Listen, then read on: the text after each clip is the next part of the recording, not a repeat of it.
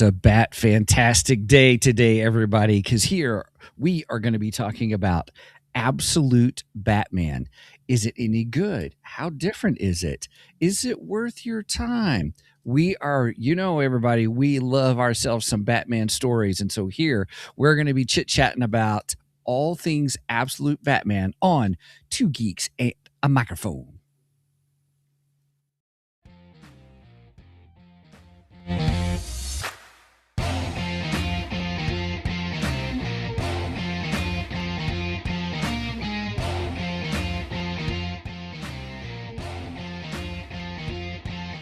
Hello there. So who talks first? You talk first? I talk first. Hey, I'll talk first. Good morning, everybody. Welcome to Two Geeks and a Microphone. I am your co-host, Mr. Stephen Buster, along with the one, the only, and easily prepared with his bat hat, Mr. Michael Shanks. Mike, say hey to everybody. Good morning to all you geeks out there in Geekdom Land.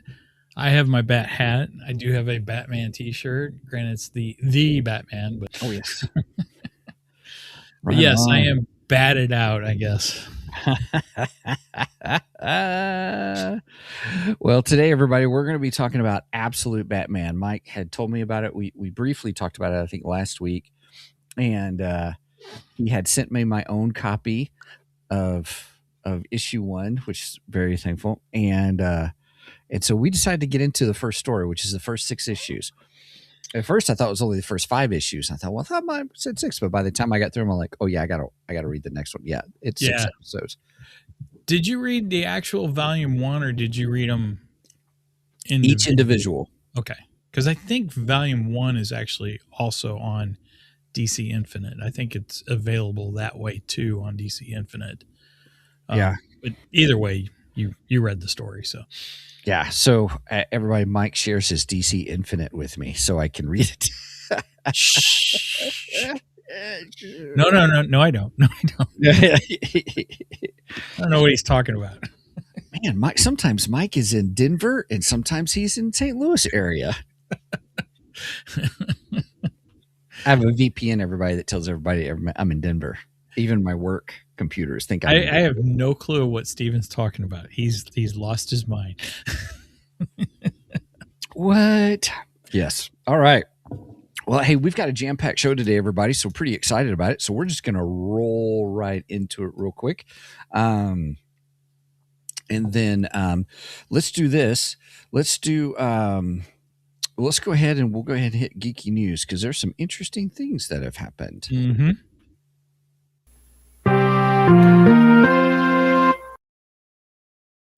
All righty, dighty. All right. First off, I have this. Okay, hang on. Let me get it on the. I've got a screen share for you. I saw this yesterday, the day before yesterday. Ian Desher, he's the author of Star Wars Shakespeare, and he posted on his personal Facebook page on January 14th. He posted in the future, folks. Yeah. He posted on January 14th that there's a new Star Wars Shakespeare coming, and it's going to be the Mandalorian of Navarro. So that looks like it's going to be great, and it'll be a Star Wars Shakespeare I'm going to have to pick up when it comes out. And who knows, maybe he can come back on the podcast again. Yeah, I'd love to have him come back. For those of you who don't know, we had Ian on the show, and Ian even gave us a couple, what do you call them? Author plates? Yeah, author plates. Signature plates to give out. So maybe he'll do that again. Who knows? We'll see. Maybe. Oh, yep. We got other geeky news we'll talk about too. Okay, yeah. Hey, that's cool. Man, could you imagine if they did another audio version? The audio versions are fantastic. Fantabulous. Yes. I have the first 3 books, which I have Star Wars, Empire, and Return. Mm-hmm. I didn't get anything beyond those 3. But I think they only did audios for Star Wars, Empire, and Return. I don't think they did any of the other audios. And those are fantastic. Yeah, I'll take a look here real quick and see. But yeah, they're really good. The acting is great. You've got the Shakespeare, I don't want to say cheese factor, but when Han Solo gets in there, you're like, it's your. I mean, Well, and the cast features somebody else we had on the podcast too. oh yeah, Yeah. His name is just slipping my mind right now. Gosh. I can see his face, but you can't see what's in my head. So, right. That would be he.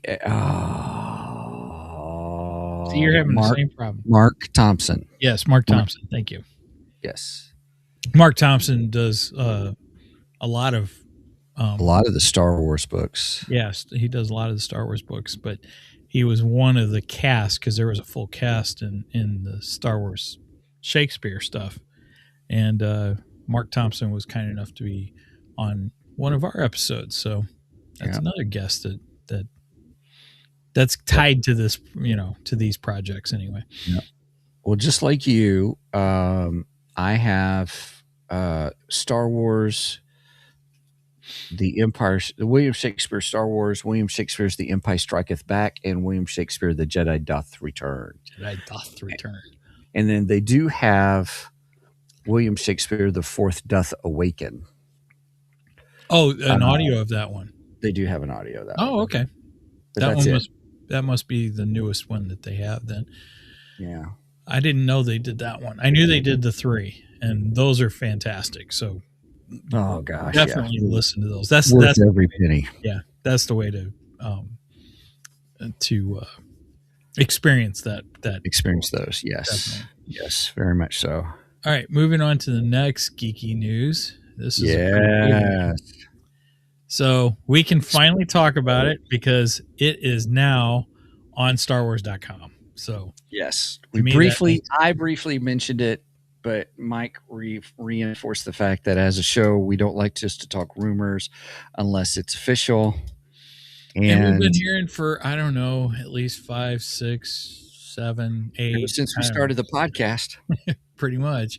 Well, that's 5 years for sure that Kathleen Kennedy was stepping down as the president of Lucasfilms Limited. And now it is official. She is stepping down. And in her place will be 2 people, which will be Dave Filoni. He will lead up the studio as president and chief creative officer, which that he had already been announced that he was chief creative officer last year, year before last, I forget. And then Lin-Wen Brennahan, I hope I'm saying that right, will be Brennan, just Brennan, okay, his co-president. So I'm sure she's going to be handling like the financial sides of the business. Yeah, she worked her way up. If I remember correctly, she's been part of the whole Star Wars, Lucasfilm, ILM family for a long time, working her way up. That could be good. It could be bad. Who knows? I hope this is a good change. I mean, I like Filoni. Filoni was handpicked by George Lucas himself, but then again, so is Kathleen Kennedy. And I have not been happy with Kathleen Kennedy's choices over the last almost since the beginning. Almost. Yeah. And Dave not only was handpicked, but he was trained by George Lucas. Yeah. So hopefully things get better. Because again, creatively, I don't think they had went in the right direction. Let's just put it that way. Yeah. I think Dave has been trying to steer the ship back to the course Star Wars should be on. Yeah. But I think that's been a struggle with Kathleen Kennedy in charge. And hopefully he doesn't have those issues with Lin-Wen. Lin-Wen. What a neat name. Lin-Wen. It's an interesting. It's unique. Yes. So that's our big news right there. Dave Filoni will be in charge now. All right. Very cool. Well, the other thing, everybody, real quick, the last little geekdar, or before we hit geekdar, but our geeky news is, here, we'll put this on here. I'll share this. Oh, thank you. Yes, January 15th was our 5th anniversary as a podcast. Yes, 5 years. Oh my gosh. And I felt every one up. No, I'm just kidding. I'm teasing. It's been a quick 5 years. It's been great. So happy podiversary, my friend. Right. Happy podiversary. Yes. Yes. Right back to you, man. Yes, so thank you, Simon. Appreciate that. Yep. Yep. It's hard to believe. Woo. And all that. So, oops. I missed Brenda's on the last one. Sorry. Brenda goes, na, na, na, na, na, na, na, na, hey, hey, hey, goodbye. Not going to miss her, in reference to our Catholic. Well, we could also sing, ding dong, the witch is dead. Right. Ding dong, the wicked witch is dead. Oh, gosh. Yes. Very much from what so. I understand, she will continue as a producer. I don't know if she's going to continue with Lucasfilms, though. I think she's probably going to go out on her own. At least I hope she is. Yeah. So we wish her farewell. Fairly well. Fairly well. I like that. Yes. Okay, that's all I got for geeky news. Okay, awesome. Well, real quick, I just want to go back to the 5 years. Mike, it has been a privilege to do these last 5 years with you. Thank you. It has with you also. Yeah, we've had force be with you also. May the force be with you. May the force be with you. Right on. So, and everybody, just so you know, in a couple of weeks, what we've done every year has Star Wars Podcast Day. We're talking about Star Wars. So we are going to do a special episode for Star Wars Podcast Day as well. Yeah, we're still discussing exactly what we're going to do. Right? Yes. Yes. Well, if since it is our 5th anniversary, I hadn't really thought about this for the podcast though. And if you got a favorite episode of ours, put it in there. Put it in the put it in the comments, or put it in our comments on Facebook, or wherever you're watching this. Put it in the comments what your favorite Two Geeks episode was. What was the favorite thing we covered, or Yeah. I half expect our friends from other podcast universes, such as the Three Geeky Dads, they'll probably pick up one they'll comment, oh, the one that you had the Three Geeky Dads on. Well, of course. Or nerdery murdery guys. They're coming in saying, oh yeah, this one that you had the nerdery murdery guys on, Zig and Jeff. Yeah, anything that's Zig centric. Yeah, of course. Of course. Of course. Yes. Oh my goodness. So, all right. Are we ready to hit the Geek Jar? 1 second. I want to put one thing on here. Brenda says, hey, sometimes your best ideas come at the last minute. That is true. that is true. Yeah. Sometimes they actually come on the air. Yeah. And we pivot accordingly. All right. Well, here, let's go to the next thing. With the radar, sir. What's wrong with it? I've lost the bleeps, I've lost the sweeps, and I've lost the creeps. The what? The what? And the what? You know, the bleeps, the sweeps, and the creeps. That's not all he's lost. Okay. I have a few things for Geek Jar? Our Geek Jar. Right on. I almost said our geek flag, but that's the wrong show. Yeah, that would be Three Geeky Dads. Whoops. So Steven, he brought up a book that he got recently on for his Christmas. For Christmas. Yes. The Lone Wolf series. Yes. Well, I went to order them. It's kind of funny, and I told Steven this last night. Yeah. I went to order them, and I thought I was ordering the first 5 books, which was going to be a great deal. It was supposed to be for $38. You get the first 5 books of the Lone Wolf series. And lo and behold, the package shows up yesterday. Brenda opens it, And she goes, "How many books did you say was in this?" I said 5. She goes, "You got 7." I was like, 7? What are you talking about? And then I started looking at them. Yeah, I got 6 through 12. Number 6 through 12 Right. of the series. Right. So it turns out books 1 through 5, the books 1 through 5 package is sold out. So So but wait, I still got the 7 for $40. did you go back to look at your Amazon to see which ones you did buy? Well, no, I did order these. I think I just saw that these There were was a available. group. Yeah. Yeah, Okay. and it was the group, and I just picked it. Yeah, I guess sometimes I need to pay a little closer attention to details. You do a good job. So I got books 6 through 12. Well, here's the of thing. the Here's Lone Wolf what to series. show everybody is so here's kind of in the story. The first 5 books are their own arc, and it's the Kai series. So you see how mine on the cover it says Kai. And man, these covers are just great. Oh yeah, they're fantastic covers. And all. So, but look on the spine of yours at the bottom, and what does it say? It says Magna Chi. It says Magna Chi. So that's the Magna Chi, the whole Magna Chi series. It's kind of the. Trying to bring that up to the. Oh yeah, look at that. Yeah, Magna Chi 1. Yeah, you'll enjoy those. Those are good. So yeah, I got the second part of the journey. So now we got to figure out a way to get you the first 5 books.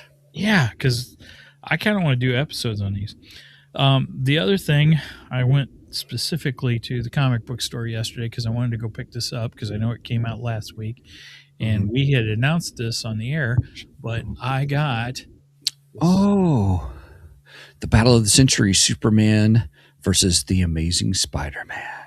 Now the cool thing is, so this is a facsimile of the original print from 1970. What year is this? 76. That would have been 76 because it's 50 years old this year. Oh, okay.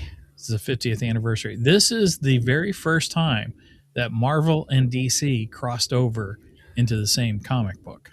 So Yeah. That's what's significant about this book.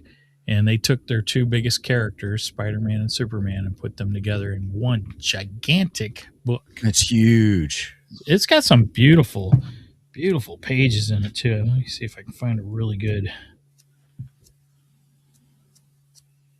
Let's see here. Looking for a really good panel to show. Oh, here's Okay. Oh yeah. Okay. So everybody's showing a picture with it's a 2-page panel with Superman and Spider-Man. Yeah. And the back is really cool looking too. Yeah. Superman and Spider-Man standing back to back. Really, really good. I like that. So yeah, this was $20, and it was at my comic book store waiting for me Friday when I walked in. And then the last thing I have for Geekdar, Brendan and I started new to us. I think it came out last year. We started watching Silo on Apple TV. Oh yeah. Really good show. It's really interesting. It's kind of a post-apocalyptic story. Yeah, it's the one with Rebecca Ferguson, right? Yeah. And all these people, there's like 10,000 people, and they're living in a silo. This silo is humongous though, and apparently I'm thinking it's underground actually, and they've been living in this for. These people have been living in this for 140 years, so a lot of the people, they've lived there, everyone in there has lived there their entire life and never known anything outside of it and stuff. And they've been led to believe that outside is just, wasteland, but there are some who believe that they're being lied to, and that there's actually lush green and blue skies and stuff. And it's quite the mystery. It's pretty interesting. And so far, I'm really liking it. I think we're 7 episodes in, I want to say, of the first. Wow. Okay. So yeah, we've been watching a couple episodes a night. Yeah, right on. Okay. Cool. Real quick, hey, good morning. Wookiees Movies and Music. Hi, fellas. Good morning. Good morning. Excited. He's got a great show. If anybody's ever seen him, please check out his YouTube channel. Cool. Does a lot of crossovers with a lot of different people, a lot of horror movie stuff, which is cool. I took some recommendations that they had suggested some and watched some movies that have been kind of fun.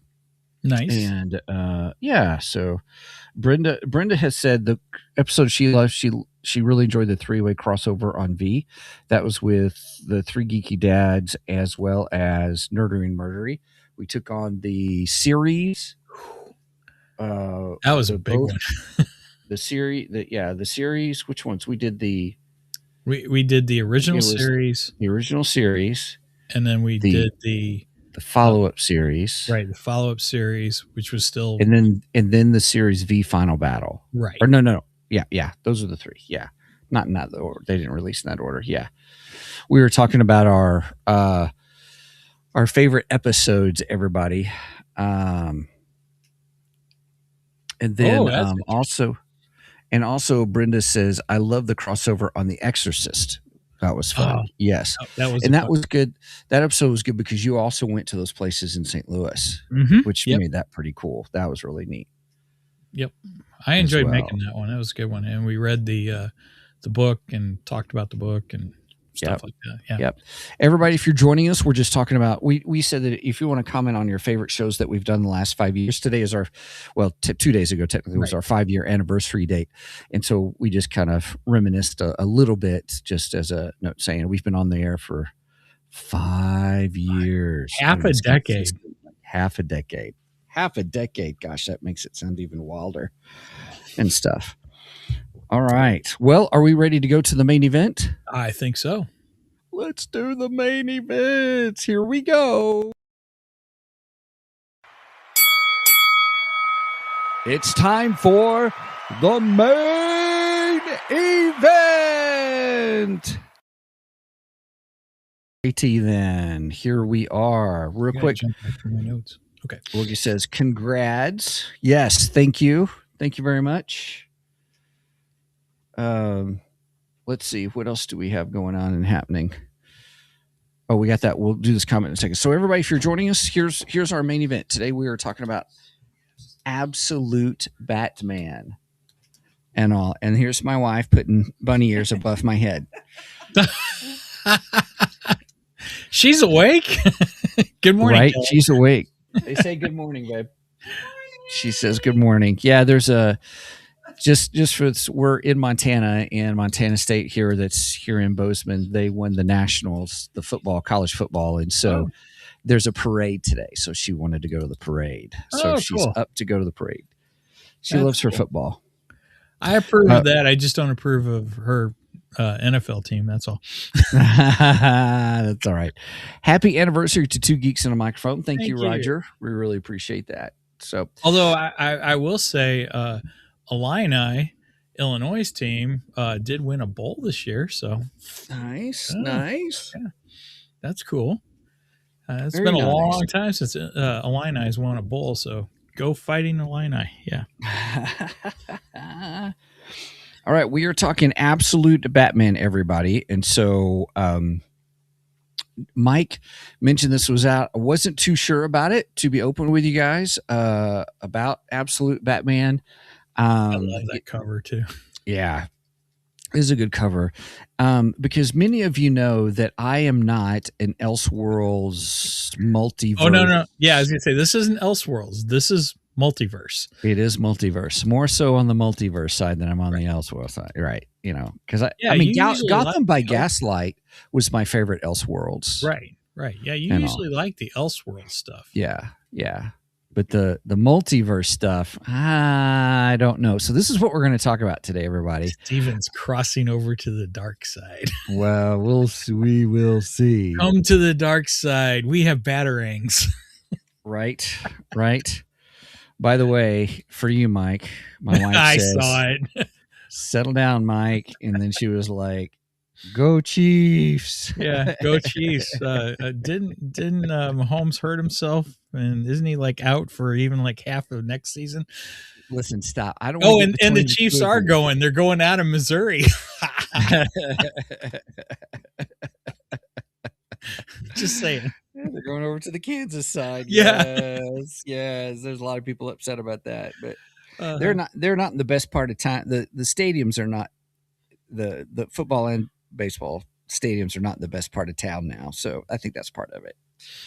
And all. Anyway, sorry. I digress. That concludes our sports talk for the sports talk. No more sports talk. We're here to talk absolute Batman. Absolute. So, Mike, first tell me about what is the whole thing with this absolute universe? What's the premise behind it? Because that's what I was trying to understand. Like, okay, we got absolute Batman, Superman, Wonder Woman, Flash, Green Lantern, Martian Manhunter, Deathstroke's coming. Which I'm really, really excited about. Deathstroke. I don't really understand exactly how the absolute came about. It has to do with the big bad. What's the big bad DC big bad guy? Gosh, why can't Darkseid? Yes, Darkseid. Okay. Darkseid has something to do with the creation of this absolute universe. Okay. And I didn't think I was going to like this universe whatsoever. When it first started, I was just like, yeah, I don't think this is for me. And I happened to see the first issue of Absolute Batman. Well, I've read part of the first of Absolute Superman. And what I read, I was just kind of iffy on it. I was like, okay, it's but then I was like, well, maybe I should give Batman a chance because Batman is my favorite DC character. Yeah. And so I read the first episode or first issue and I was just like, oh wow, I really like this. I like the ideas that they're presenting here because they completely flip the whole Batman universe on its head is what they do. Bruce Wayne has no money. He's just a working class Joe. He's not a billionaire in here, but yet the Joker is a billionaire. I caught that as we were reading it. I was like, interesting. Right. So they completely flip his world and they change a lot of things in it. And that was part of the reason I thought I wouldn't like it actually. But the more I read it, I really, really like this version of Batman. Now, is he the definitive version of Batman? No, not at all. The definitive version is the main one in the main DC universe, in my opinion. But I'm really enjoying this. I think it's a really neat take on the Batman. Yeah. I mean, there's been this discussion for as long as I can remember of, well, Batman couldn't be Batman without the money.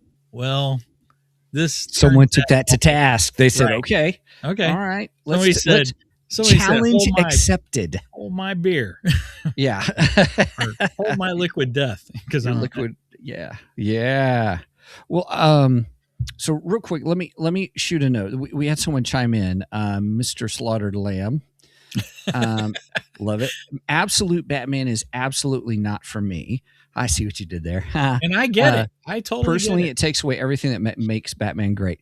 I too was apprehensive before. And if you had not said, let's read the first story, let's read the whole thing through. Because even the first book was good. It was interesting. I was like, okay, all right. It seemed like a regular Batman thing, but then it plays out, well, he doesn't have the money. Then you're like, I love the aspect we get Alfred or Pennyworth. Alfred's awesome. I loved him. I was like, when it started off with Alfred, it's Alfred Pennyworth. I'm like, what? But it takes his MI6 background, but really pours it into his, how shall I say, his really builds that was where his career was, ended up being. Also, Mr. Slaughtered Lamb says, recently rewatched the Batman animated series. For me, that is peak Batman. Well, if you've been listening to us for a while, you know that when I read Batman, I hear Kevin Conroy's voice in my head. Yes. When, for all the Batman dialogue. In fact, I think they should redub all of the Dark Knight series, the entire Dark Knight movies, which I do love the Dark Knight series. In fact, the Dark Knight is probably my second favorite Batman movie. But I think they should redub all the Batman lines with Kevin Conroy's voice. We should have. We just need him to say hockey pants. I'm not wearing hockey pants. Oh my God, I might get that. Yeah. Roger says, make Batman great again. It's so funny. Well, the premise is I was nervous. I was apprehensive. And I said, okay, I'm going to stick with this. I'm going to go through the whole thing. And so we're going to talk about it. I told you, read the first issue and then let me know if you're willing to do this for an episode. Because if you didn't want to do it, I wasn't going to make you do it. But no, but see, sometimes if we disagree, that's when it's really true. That's true. That's true. Sparks some interesting discussion. Well, I also know that you don't like the multiverse. I'm not a multiverse fan, no. But I gotta say, I like this. I don't know, section of the multiverse so far. Okay. So far. All right. Well, let's do this. What do you say do you want to talk about the main differences and stuff before we get into the story, just so everyone gets a kind of a big picture view, or do you want to talk about story first, or what do you think is our best? Well, okay. So the main difference is Bruce isn't a billionaire, and the Joker is usually the chaotic anarchist, but with no income. But now, Bruce, he's a working class citizen. He's a city engineer, a construction worker, and the Joker is a billionaire. He's the one with the resources, keeping a pristine, wealthy, and terrifying persona. Now, we haven't really got into the Joker, really. They've just had a few panels. Just a few panels, and you don't really see them. Right. And I didn't understand one of the panels. I was going to ask you about it, but... Are you I think you're referring to the one where they said something about he never laughs or something, and then that's it was an image of his hand that was white, and then the next image it was flesh color. Oh, okay. See, I haven't read any of the Joker stuff yet. I know he looks like a monster in this, though. Yeah, I've seen some images. I saw the cover of the latest issue that's on Disney Infinite that looks like the Joker. Kind of looks like the Joker. Looks like a Raptor / Joker / Arkham video game ending. So the Joker remains to be seen how well we're going to like him or not. Right. But, right. So yeah, let's move on to the origin. So this changes the origin a little bit too. Because we all know the origin has been done and done and done again. And and we don't You're talking about the crime alley scene. Right. And we sure don't need to see that anymore in the movies. I think everybody understands Batman's origin. But this one, it changes it slightly. First of all, Wayne and Thomas Wayne and Martha Wayne, they are not millionaires. You know, they're working class. Thomas is a teacher. He's a teacher, right? And she's a social worker, I think, right? She's a social worker, which she does become deputy mayor by the time Bruce grows up. She's deputy mayor. And instead of both the parents being killed by Joe Chill, only Thomas is killed. So we didn't state definitely spoilers throughout this. We're not going to be able to. Oh yeah, spoilers, everybody. We're not going to be able to do this without spoilers. So if you don't want the spoilers, go read the book and then come back and watch our episode. Yeah. For how much you probably would buy the books, you could probably get a year's worth of DC Infinite. Excuse me. About the physical copies. So well, and I'm starting to get into the whole doing the trade paperback thing, and I think that's the way I'm going to collect at least Absolute Batman and Absolute Flash. I already got volume 1s of Batman and Flash, so I think I'm going to just continue that for the absolute ones. I haven't decided whether I'm going to go into Superman and Wonder Woman yet. I kind of want to do the Green Lantern. I've heard Martian Manhunter, one of the guys that works at the comic book store, he really likes the Martian Manhunter. I don't know if I will or not. It's got a weird look to it. It's Okay. I don't know, it looks very Yeah. modern artish, and I don't know if I like the art style, but One of these issues of Absolute Batman had a section of it that was weird art, and I didn't know if I liked it or not. yeah, I get it. And I get questioning art on this, and we'll talk about the costume and you know the look of the Batman, because it is a drastic change for the Batman. Mm-hmm. So anyway, the origin, Thomas Wayne takes his kids, you know, he's a school teacher, and he takes them on a field trip to the zoo, to the Gotham Zoo, and there is a shooting at the zoo, a mass shooting, and it's done by Joe Chill still. Joe Chill is still the killer. But Thomas is kind of a hero because he shuts the kids into a bat display of all things, and locks them in there so that the killer can't shoot the kids, and Thomas is murdered in that instance. So Batman loses his father, but he doesn't lose his mother. So that's one of the big differences between Absolute Batman and the main continuity. Yeah. And it's really good. So yeah, real quick, Mr. Slaughtered Lamb says it's more the whole One Bad Day arc is just so good. The whole monstrified villains is just not for me. I personally like the more grounded Rogues Gallery.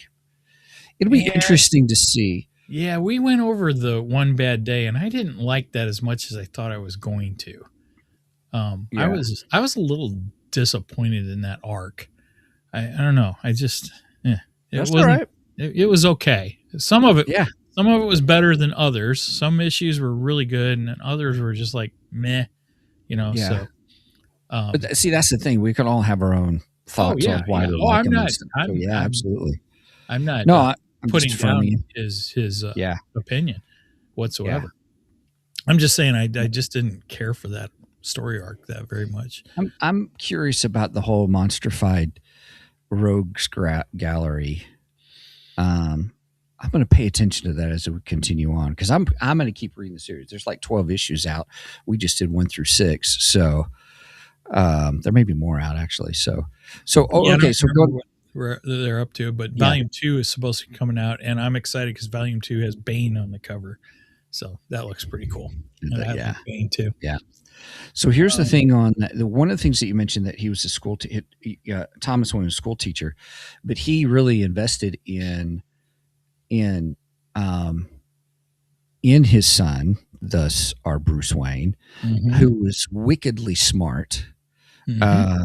And they show that as a kid, he wins a science fair because he builds a bridge. He designs a bridge in the shape of a bat, right? Kind of a thing. And he wins. And so then, because of wins, the whole group gets to go to the zoo as the prize, his whole class. And so that's how they get to the zoo. Right. And so I thought that was really cool. So I also like how Bruce he seems to have this fascination with bats from a young age, you know, where in the main continuity, it's just Bruce ends up with fear, right? Yeah. It's more of a fear because he falls into the cave underneath, you know, Wayne Manor. And I don't know. I like this whole thing that he has this fascination with bats and he's wanting to learn more, you know, and Bruce gets that way in the main continuity too, but he has it as a child in this. And I think it's cool because it's just it's like it's in his blood, you know? Yeah. Which I enjoy that aspect of it. Yeah. So let me ask you this. So it opens up and we meet Alfred Pennyworth. I loved this part. And through the whole series, Alfred is here as a mercenary. I took it as a mercenary form, almost for me, another Slade Wilson to a certain degree. Yeah, is how I looked at it, and I think that's why I like him. Gotcha. Because I love Slade Wilson / Deathstroke. Another one of my all-time favorites in DC Comics. Yeah, it had that vibe to it. to him. Yes. And I liked it. Although I think Alfred has a little more,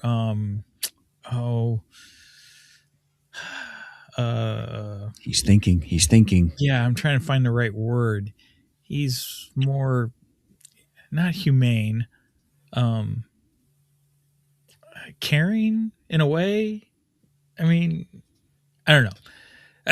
It's hard to He put it. has a moral code behind what he does. Like there's a certain, Yeah. okay. He doesn't Well, just take I think orders Deathstroke blind. has a moral code too. It just might be a little more twisted. Okay. Okay. I don't know. It's Yeah. hard to say, but you're right. I agree with that. Comparing him to Deathstroke, I think that's a good comparison. And me being a huge Deathstroke fan, I think that's why I like Alfred in this. Well, I liked it because Alfred in here, as you read the books, everybody, and they are worth a read. Whether or not you think you may like it, like I did, I wasn't really for sure. I said, but I'm going to go ahead and be fair about it and read them. I really enjoyed them because Alfred is like studying Bruce Wayne as Batman, knows that Batman is Bruce Wayne, and doesn't like him at first. And does not like him at first, and then but continues to surprise him. Like in just 2 to 3 pages, there's one section where he says, "I really hate him," and then I'm like, then he's like, "I think I really like him," you know. Yes. And so I enjoyed Alfred's character in this, what they made him to be. Well, I love how Alfred trails him, and I mean, he even follows him straight up to him meeting his mother. Yeah. And Alfred's like, I could take you out right here, right in front of your mom, you know? Yeah. And he's like, but I won't. And then like the next day, Batman sneaks up on him and goes, yeah, I follow people too. And I absolutely loved that. I was like, oh, that's awesome. Because it just shows how stealth this Batman is, which I think is hard to do because, man, this dude is big. He's ginormous. That's the one big difference. It's like naturally done Venom. In other words, if you follow Venom, because even Jim Gordon within the Venom series, he's like, man, you're looking beefier. He's already beefy. Yeah. Like over 6 feet tall and beefy. I mean, like driven. You meant Jim Gordon in the Batman series because you said Venom series. I don't think Jim's ever met Venom. In the Venom storyline of Batman, because the stuff was called Venom. It was the stuff they gave. Yeah. Okay. And okay. so sorry, yeah. In the Dark Knight, Legends of the Dark Knight books when they introduced Venom. Oh, the Venom storyline. I wonder if they'll introduce Venom in the Absolute universe. I don't know. We haven't gotten there yet. That could be interesting. Well, I mean, actually, they have to because they got Bane. Bane is in there. Bane used the Venom. So, yeah. So that means we're getting Venom in but this. he's ginormous. Yes. Nice. Yeah. Yes. Cool. Yeah. At first, I didn't know if I liked his look. That was part of the reason I was like, I don't know if I'm going to like this series because I didn't. Well, it was mainly the bat symbol. Yeah. I hated the bat symbol. Now after reading it, I understand the purpose of the bat symbol being the way it is. I still don't know if I like the look of it. Sure. Because the bat symbol on his chest actually becomes one of his weapons, which is kind of cool. I like that. I like that idea. They had some really cool ideas for his suit and his gadgets in this. My favorite being the bat ears on the cowl. That was knives. That are knives or batarangs, either one. And I'm like, oh, that is such a cool idea. And like, so you probably didn't see it, but at the end of the volume 1, they have sketches. Let's see. And the sketches show the breakdown of the costume a little bit and kind of explain it. I'm trying to find the page. Here it is. It'll be hard to show on the camera because I'm showing it right from the book. Oh, it kind of shows that. Well, that's cool. The kind of the design of the outfit of his suit. Right. But For the one of them in here, they show the ears, and it says how the ears detach, and you get the best of both looks of Batman. Because that's been a debate with Bat fans for years and years: long ears or short ears. And a lot of times for me, it depends on the artist drawing them. You know, like McFarlane, you want when McFarlane drew Batman, you wanted those long ears because that's just part of his, That's aesthetic. McFarlane style. Yeah, his style and stuff. But then there's sometimes that I like the shorter ears. I think they look cool too. So for me, it just depends. It depends on who's drawing him, what the situation is. But with the absolute Batman, you can have the best of both worlds. And I absolutely love that. Absolutely. Absolutely. I see what you did there. Let's make that a drinking game for that one today. Very cool. What did you think of the villain in the story? Everybody is Black Mask. Black Mask. And how do you feel about how they did Black Mask? Okay, I've never been the biggest fan of this character, Black Mask. To me, he's just been like, whatever. I really liked him in this. Okay. He is diabolical. Yeah. And I thought, wow, I think they really gave life to this character in this story. And I enjoyed it. I thought it was cool. I mean, I hated him, as you're supposed to. But I hated him and I loved him at the same time. I was like, this is a great Batman villain.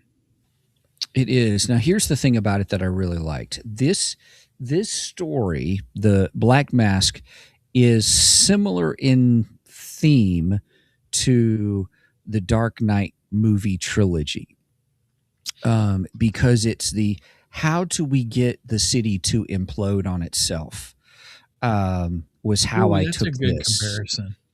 And it's with Ra's al Ghul in Batman Begins, the whole framework was we kind of come and reset the balance, with the League of Shadows. But in this one, you have the Black Mask who is disseminating all these masks all over the city, and when you look inside of them, as you're looking through them, you get digital readouts and you can do different things to get money. It's a way to get money, but they're all illegal kind of things. Extortion, arson, murder. And even the storyline I thought was kind of cool because all of a sudden here comes Jim Gordon, pops up and it's $1 million. $1 million. $1 million. And I thought that was an interesting premise that people are getting paid. Martha Wayne was $1 million also because she's at this point she's deputy mayor. She's deputy mayor at this point. That's correct. And her and Jim have some kind of relationship going. I don't know what it is. I don't know what it is. I don't know if it's just, hey, this is my sister kind of relationship, or there's something there between them, and I'm not sure what it is. But he cares for her. She seems to care for him. Right. But it doesn't seem romantic. Not yet. I don't think. Not yet. Yeah.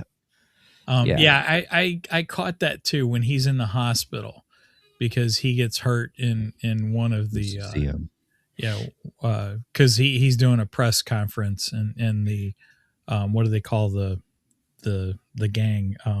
The gang's got a name and I can't think of what they're called now. It says in my notes somewhere. It is the Party Animals. Party Animals. That's it. So the masks that they're all wearing are like, a lot of them are like monkey or ape skulls is what the mask is. Some of them are other animals too, but the majority of the ones you see are usually monkey or ape skulls. And they're wearing all these masks and they had attacked during Gordon's press conference that he was having. and he got hurt in that and put in the hospital. Well, Martha's there visiting him in the hospital, and there's an exchange between the two of them, and that's what we're talking about, where you can tell there's something there. We're just not 100% sure where they're going with that relationship yet. But. And I tell you what, that press conference scene is my favorite scene, action sequence with Batman in the whole storyline. When you really get to see what he's capable of. Yes. And I thought it was interesting that even Alfred would see him fight and say how he would stab. I mean, he's all about stabbing, amputating, all this kind of stuff. But Alfred, the guy, he holds his fist up and says, "I've killed more people with my fist," or something. Yeah, and then with his hand. That's when Batman, he pulls off the bat symbol off his chest. Which is an axe. It turns out it's an axe head. And he puts it on the handle that he's got. I don't know where he kept the handle, but puts it on the handle, and he chops the dude's hand off. And then he goes, I hear they can sometimes reattach those. You might want to go to the east. I think there's a hospital. Or wait a minute, is it to the west? I don't remember which way it is, but you probably should get going. Yeah. Yeah. And Alfred notices and watches in that fight, and he's impressed with what he's doing, and really begins to realize who the Batman is, not identity wise, but capabilities. And he notices that as he's stabbing them, he is precise, because he realizes that where he's stabbing them, he's not killing them purposefully. He's making sure that he's not doing death blows or kind of thing. And he's being precise like a surgeon. Well, and at one point he steals one of Alfred's weapons, which is not the only thing he steals from Alfred.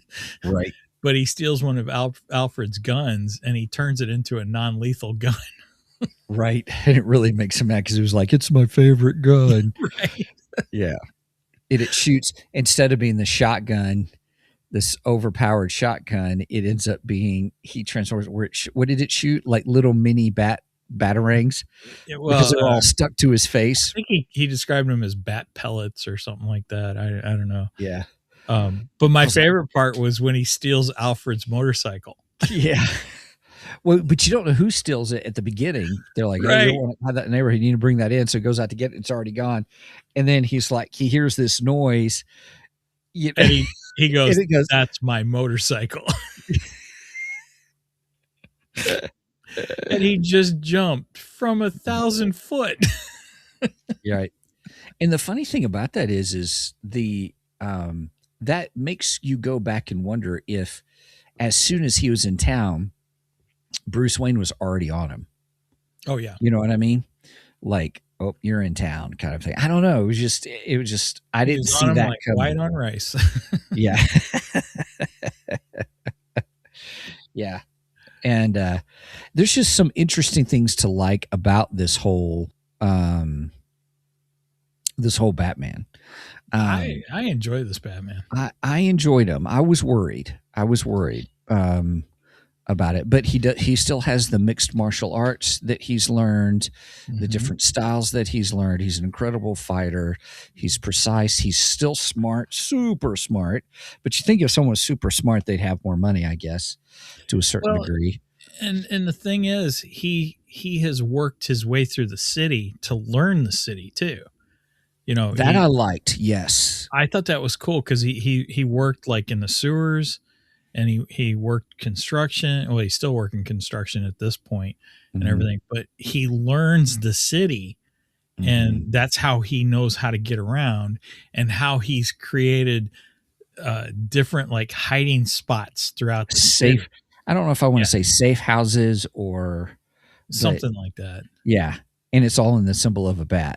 Right. Of his chest, and so, which I thought was pretty funny. And of course, Alfred notices it, and as he's investigating, goes, "Of course," because why wouldn't it be?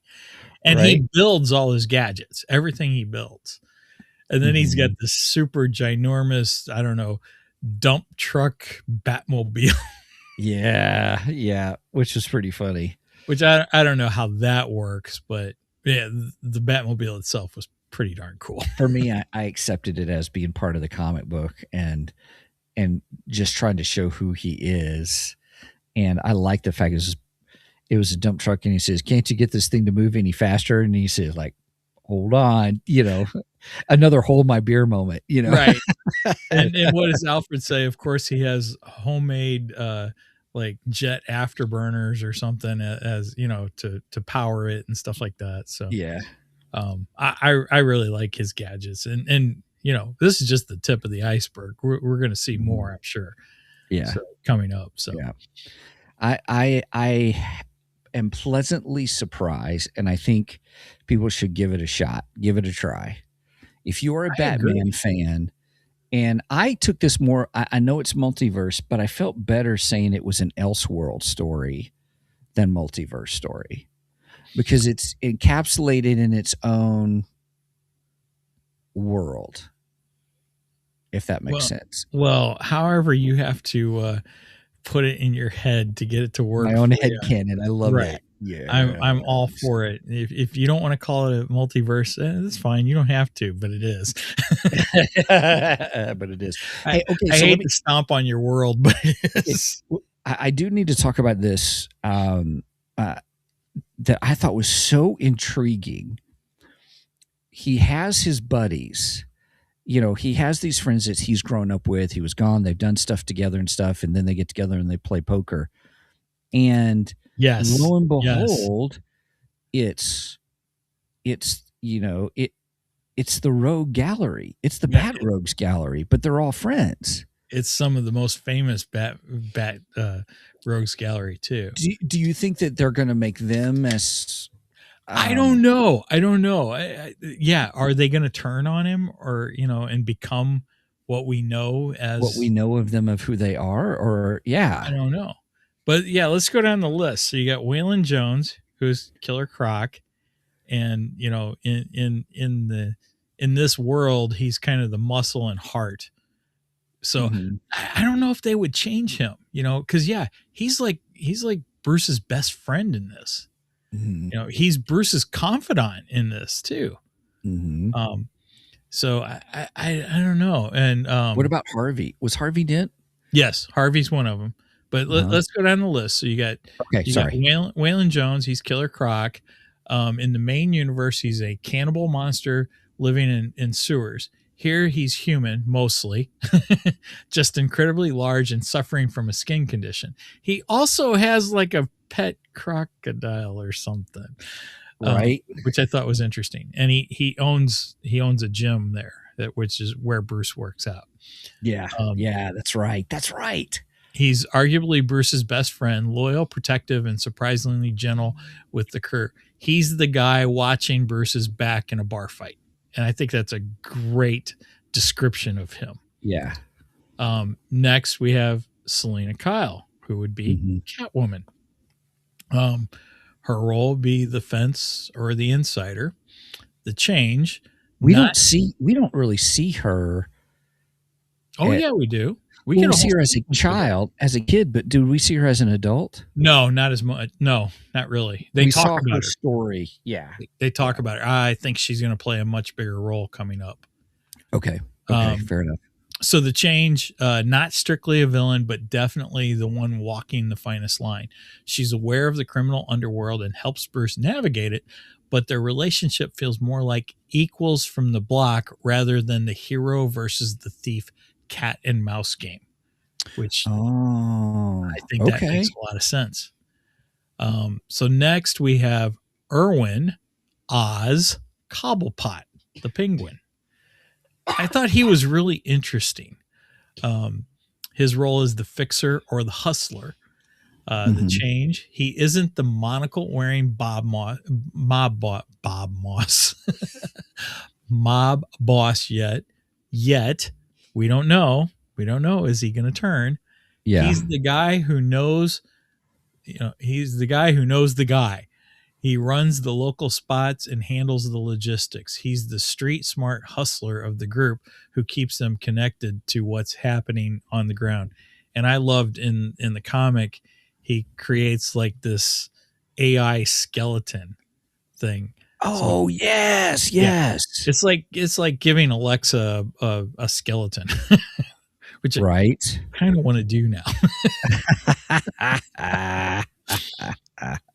Then there's Edward or Eddie Nigma, the Riddler, and his role is the brains or the hacker. And the change is, instead of leaving green question marks at the crime scenes, he's using his genius intellect to help the crew solve problems. He is the tech support and the strategist.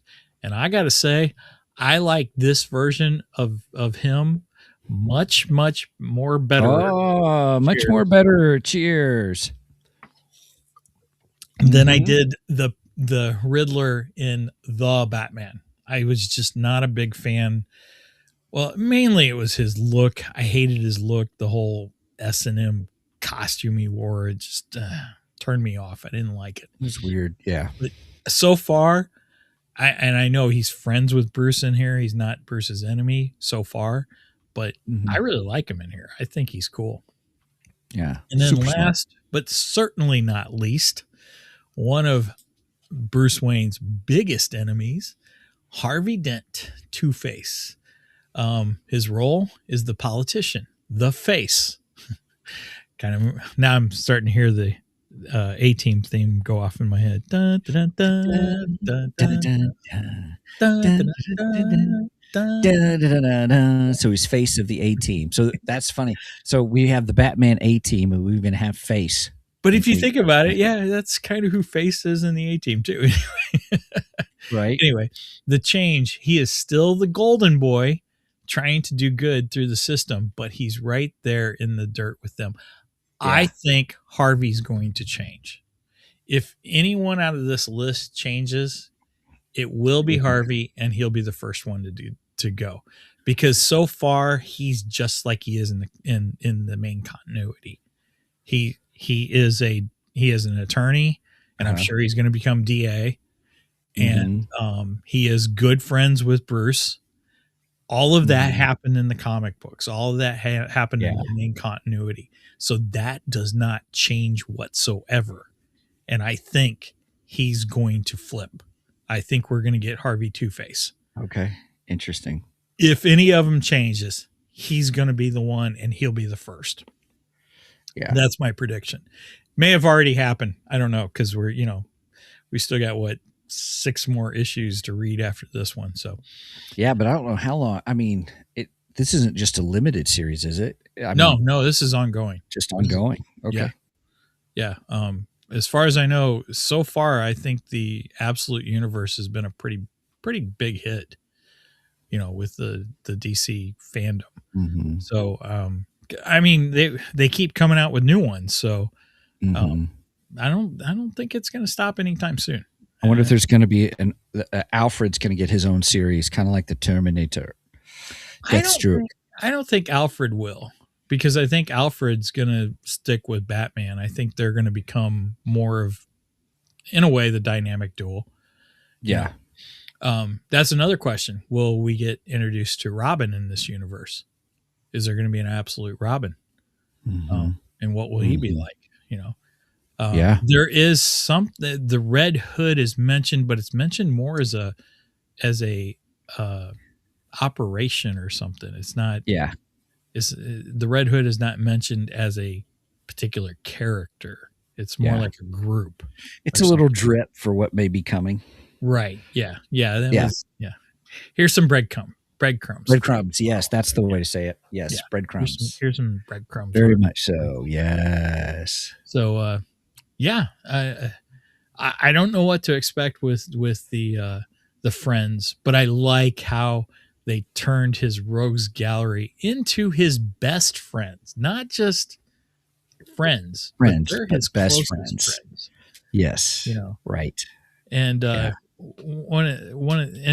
I love this. I'll give this to Gemini, because Gemini gave me our notes. I had Gemini list our notes down for this series, and it entitled this section "Gotham's Brat Pack." Oh, I like that. I do too. I thought that was so cool. I'm like, yeah, that's the way we should refer to them from now on. They are Gotham's Brat Pack. Yeah. And so if you're an 80s kid, you know who I'm talking about, the Brat Pack of the 80s. Who is it? Emilio Estevez. Gosh, I can't think of all That's of them. all right. I know what you're talking about. It's like Breakfast the cast Club. of Breakfast Club and St. Elmo's Fire and all Yeah. that. They were known as the Brat Pack back in the 80s. So Yeah. so if you're a Gen Xer, you get it. Which was a take off the Rat Pack, which was Sammy Davis Jr. Frank Sinatra. And all them. Yeah. They were the original Rat Pack. So yes, very much so. Well, I thought it was a great series. I'm looking forward to. I'm going to continue it. I want to continue. I want to keep reading on it and stuff. That's how much I liked it. So our scale, I think we'll use fat bat symbols. Fat bat symbols. I love them. Okay, let's do it. Because I'm still iffy on the bat symbol.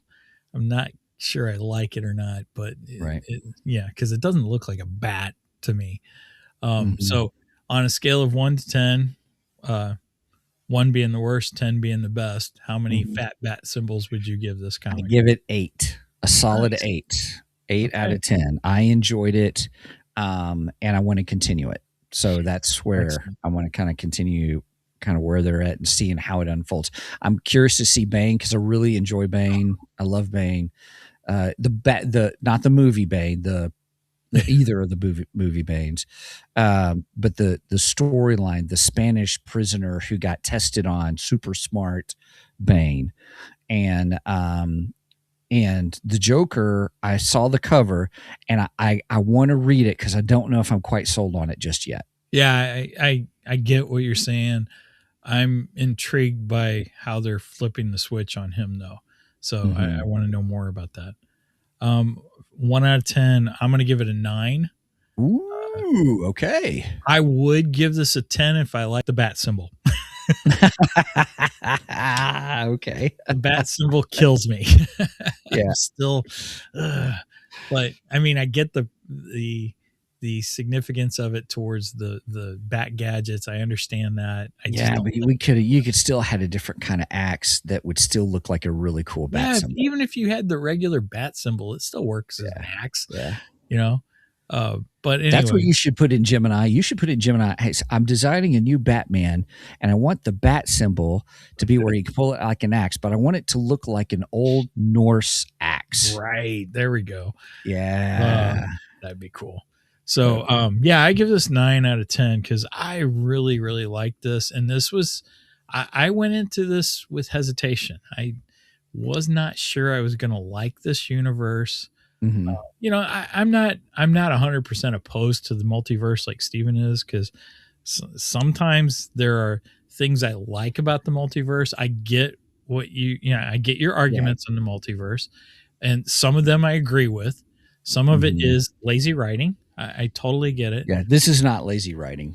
Right. But I like how sometimes the multiverse will open up opportunities for different versions of the characters. Yeah. And I think this is an example of that done very well. Yeah. Is that to say that every absolute character is going to be a home run? I don't know. I doubt it. I doubt that every one will be. We probably won't like every version of the absolute universe, But Batman, I got to say, he hits right where he's supposed to. That's right out of the park. Excellent. Yeah. Nice. And I will tell you now, the Flash is also. Okay. We're doing the Flash next week, everybody. Absolute Flash. We're doing. So I'm looking forward to it. Okay. Well, hey man, we probably need to wrap things up and get things going. But anything else you want to chat about, or anything we missed that we want to talk about? I don't think so. I think we hit everything that we that I really wanted to talk about in this series so far. I'm just saying I'm looking forward to more. Can't wait for Volume 2. And like you said, can't wait to see Bane introduced into this universe. Man, he's going to be total badass.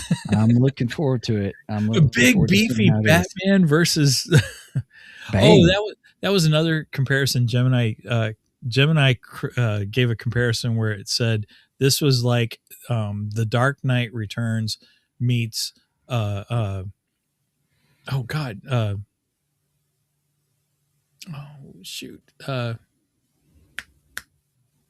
the Terminator, Road Warrior, Mad Max. Mad Max. Okay, it's like Dark Knight crossed with Mad Max, and I was like, "Oh, I could see that." That's a pretty good description of this Batman. It is. I concur. He's got the bulkiness of the Dark Knight Batman, but he's young. Yeah, the Dark Knight Batman is old, so right. Which I love the Dark Knight Batman. That's too. The Frank Miller Dark Knight.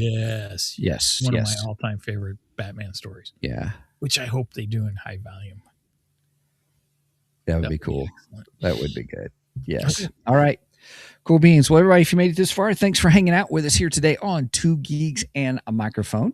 You can check us out at our website at www.twogeeksmic.com. That's the number 2, GEEKSMIC.com.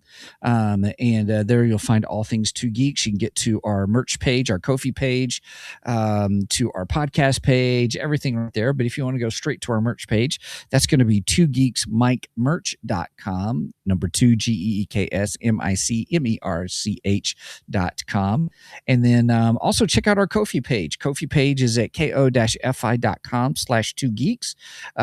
There we've got a $1 tier, $2 tier, and $3 tier. We keep it simple, small, just because just helps us pay for what we do here. So we appreciate the opportunity in that. If you want to reach out to us and say, hey, please do. The website is show@twogeeksmic.com. That's SHOW at the number 2 GEEKSMIC.com. Mike watches those religiously. So if you have any questions or anything on those, please feel free to reach out to us. Okay. Anything else, Mr. Mike? No, just if you made it this far, please make sure and go like us on all the socials. We are active on Facebook and Instagram. I try and make frequent posts over there, some of them being memes that I might have stolen from somebody else or memes that I might have made myself. Sometimes I do that. And I try to put, fun things like geeky relevant information such as upcoming releases or anniversaries of releases and stuff like that. I try to be pretty active on those things to give you fun, geeky information. And also the information you would get on there is when we go live. And speaking of going live, we go live every Saturday morning at 9 a.m. Central Standard Time. You do the math on the rest because I don't like math. And we are live on Facebook, YouTube, Twitch. And Rumble. And we are on Rumble this morning because I got the link set up. Correct. Woo. All right. Last words, funny antidotes, anything else? Nope, I'm good. All right. With that said, please do not Steven skip this episode because we are much more better than the rest. Cheers. Cheers.